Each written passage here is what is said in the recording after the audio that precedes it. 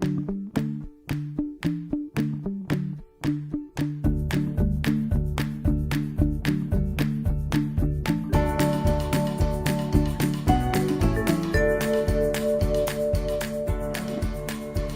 got two?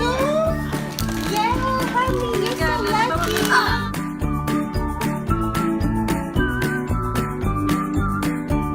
I do have PCOS. Hi everybody. So I'm not even sure if I'm gonna post this, but I am at my first appointment trying to see if I am going to be able to get some sort of assistance with ovulation, because that's been pretty difficult for me. I've been temping, and I don't really use OPKs because as you know, with PCOS, it doesn't my LH is always high, so I don't get accurate readings.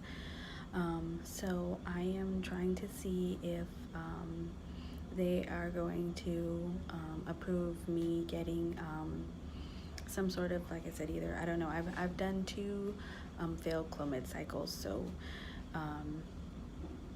that was a couple of months ago before we relocated because of the hurricane. So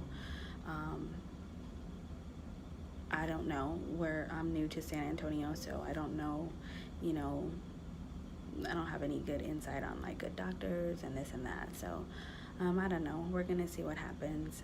Hopefully they do agree, because I'm really in tune with my body, and I know that my ovulation is really weak. I've tried a couple different supplements. Sometimes I have success and sometimes I don't, so I just want to find out what I can do aside from what I've already been doing to reverse this, to where I can at least, you know, have more successful ovulations. So after the appointment, I will let you know what they said, or what I'm gonna have to do. I'm pretty sure this cycle is going to be too late to do anything, because I'm on cycle day 5 today. So if I was going to do anything, you know, usually they recommend doing it on cycle day 5 through 9. And I'm already on cycle day 5, and they haven't done any kind of workups or anything, so I'm sure they're going to want to do all that first before they actually prescribe anything. But at least we'll be able to get a plan in place and see what happens. So I'll let you guys know after I finish the appointment. Okay.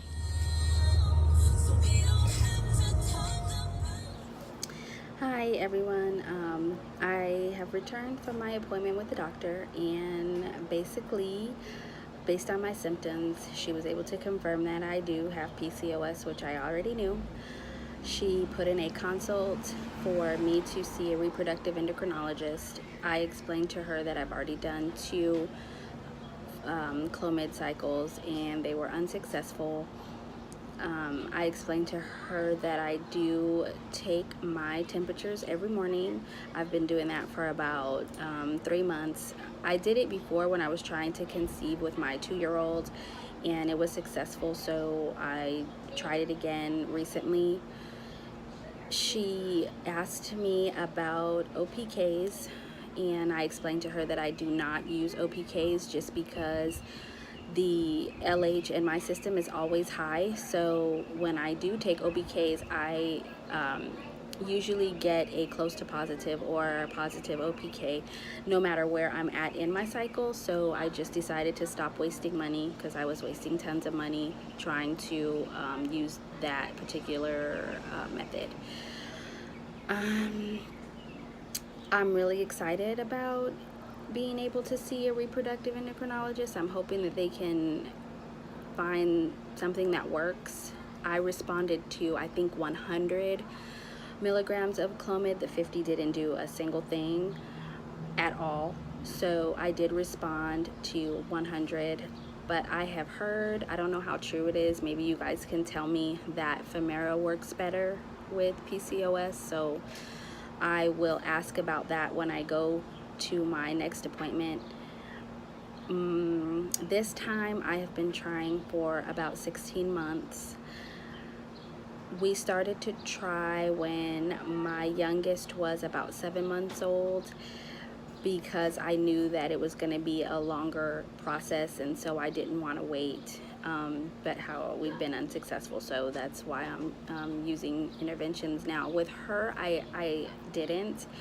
I just temped and, you know, hoped for the best. I had a miscarriage the month before I conceived with her, and I was really discouraged, and lo and behold, I was able to, you know, conceive that next month. I was exclusively breastfeeding for a long time. I don't know if that had anything to do with a lot of the ovulatory cycles, but since I stopped breastfeeding, I'm still having more non-ovulatory cycles than actually ovulatory, even though I'm having more consistent cycles.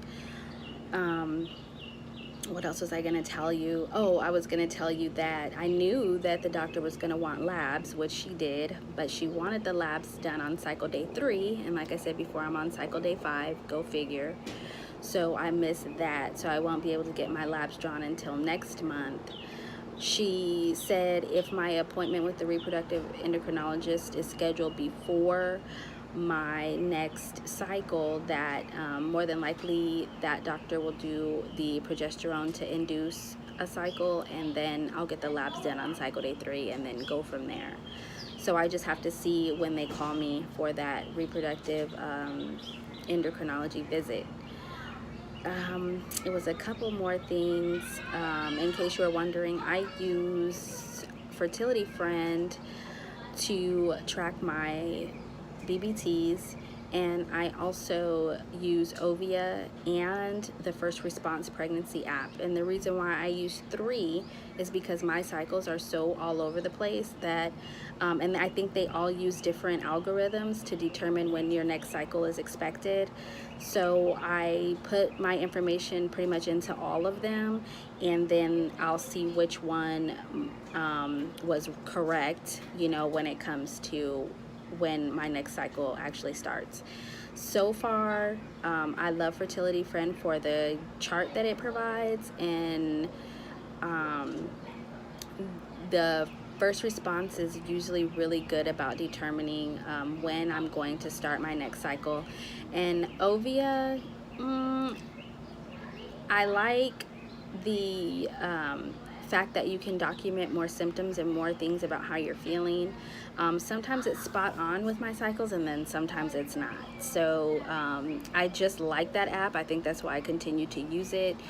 But as far as like the documentation of my temperatures and things like that, I pretty much use Fertility Friend and then the First Response. I like the little circle on Clue too, but I always forget to go to that one, and 4 is just overkill. Even though they're all downloaded on my phone, taking up space. So I just wanted to give you a little bit of what my goal is, how long I've been trying, how many kids I have, and I'll just keep on updating the channel as I get more information. If you have any questions, you can always ask, because I have been pregnant a ton of times, and I have had, you know, successful pregnancies. So I am no stranger to the, you know, trying to conceive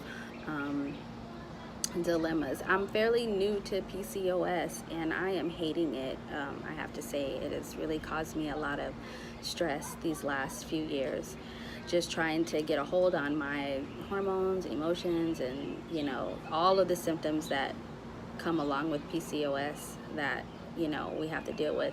It's just ridiculous. But anyway, I will let you know what my chart is looking like maybe later in the month. Like I said, I'm only on cycle day 5, so if I'm gonna ovulate this month, or, you know, whatever, if I don't, I will update and let you guys know.